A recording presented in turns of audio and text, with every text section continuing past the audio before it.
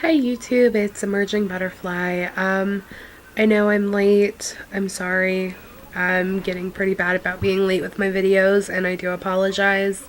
Things are really crazy and really busy, especially with the weather breaking and being really beautiful.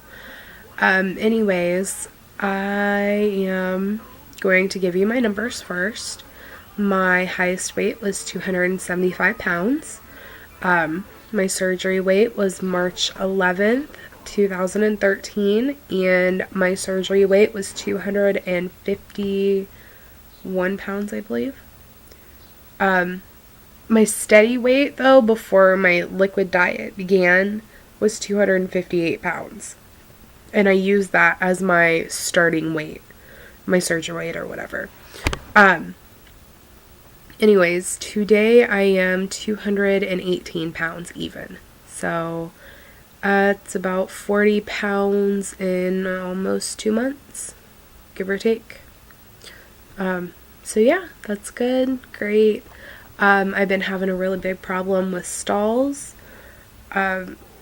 It's really mentally difficult to handle a stall, and then it's really also hard to not obsess over the scale and go and weigh yourself multiple times a day hoping that your weight has dropped or at least not gone up during the stall. So it makes it really hard to avoid the scale, I guess. Anyways, so I finally broke my second stall. I've had 2 stalls. I finally weigh less than my driver's license. Yay. I was going to show it to you guys, but I can't find it. Anyways, my driver's license says 225 pounds, so, which I obviously was not 225 pounds. It was just too embarrassing to tell anybody my real weight, so we stuck with 225. Anyways, so I'm 8 weeks out tomorrow, and I get to start regular foods. Well, I should have waited to start regular foods until tomorrow. Did I listen? No. Has it hurt me? No. As long as I listen to my body and I chew really well. I don't measure my food either. I know a lot of people measure it out like religiously, and I'm not one of those people. I'm not going to measure my food. I know pretty much when I take a bite and I wait a minute and I, let my body tell me when I'm done. Because if I go measuring out my food, what if I'm still hungry? Or then if you eat a little more one time, then you're going to be fretting over, oh my God, okay, I stretched it, or this happened, or that happened. I'm not doing that. All of my life, everything has revolved around food, and the goal of this was to drop the weight and not have life revolve around food 24/7. So it would defeat the purpose. For me, it would. Just like nutritionists like you to log what you eat and drink and all of that. And I told my nutritionist the same thing, which is I refuse to log. I'm not logging my food intake, and I'm not logging my fluids. I'm an adult. I am able to sit and think, okay, well, I had this, I had that. Okay, well, my protein's this, I need this much more, or I only have this many fluids, so I need this much more. As an adult, I'm able to be accountable for myself and my actions, and I also know the consequences of not doing those things or not properly eating or drinking. And I think that that's a big part of this surgery also, is you have to be accountable for what you are doing.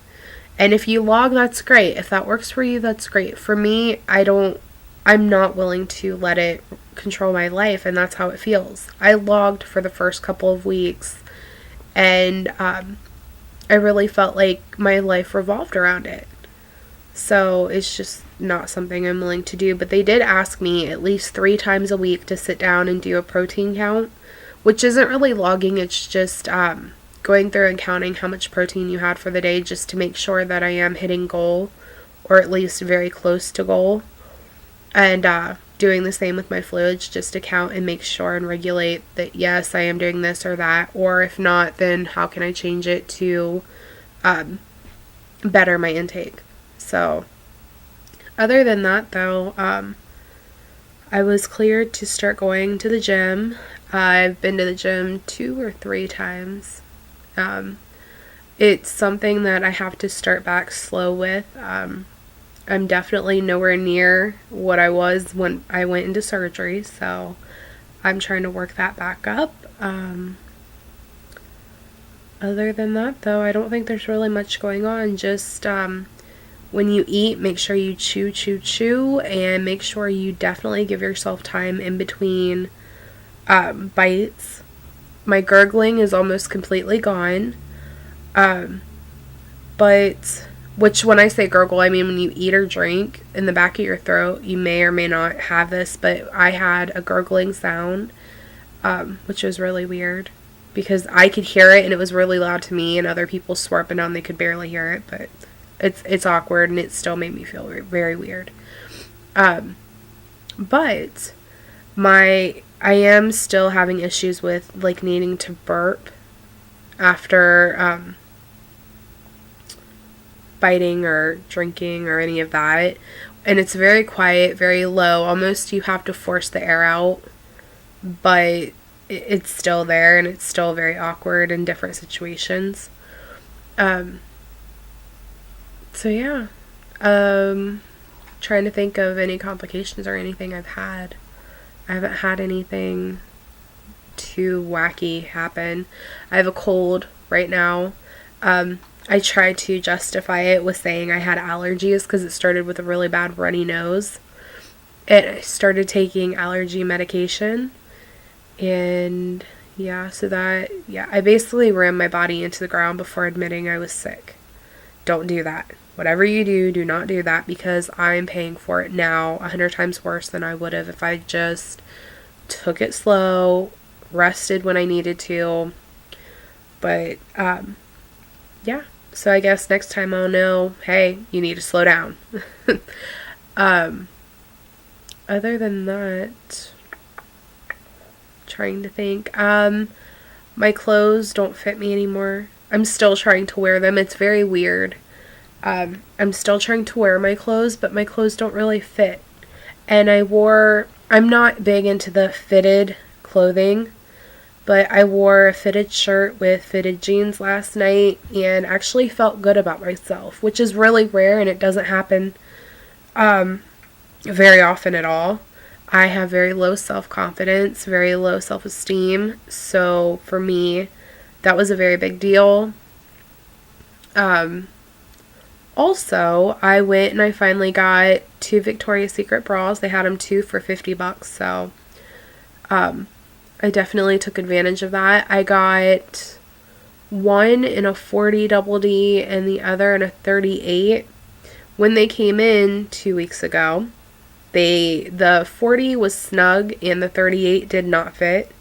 I could get it closed, but it was not pretty. Well, now the 38 fits with room, and the 40 I have to put on the tightest setting. The only problem with them is the cup size should have been at least a cup bigger, or a size bigger, but whatever. They work. At least they're supported. That is the worst feeling in the world when you're losing weight, especially if you use like wire bras. Sorry guys, if there are any men watching this, I'm sorry, but yeah. Anyways, if you wear a wire bra, like as you lose the weight, the wire tends to like go into your ribs and it's just uncomfortable. But if you can find them on sale though, it's definitely worth it. Anyways, yeah, well, I think that's everything for now. If I forgot anything, comment, ask me if you have any questions. I do check my YouTube videos typically at least once a day. I check them just for my comments. So, hi to my subscribers. Hi. If you haven't subscribed, then subscribe. I do regular updates. Sometimes I'm a little late, but I am here and I am checking. And any comments or anything you do have, I typically see within 24 hours. So, yeah. Well, have a good week, guys. Bye.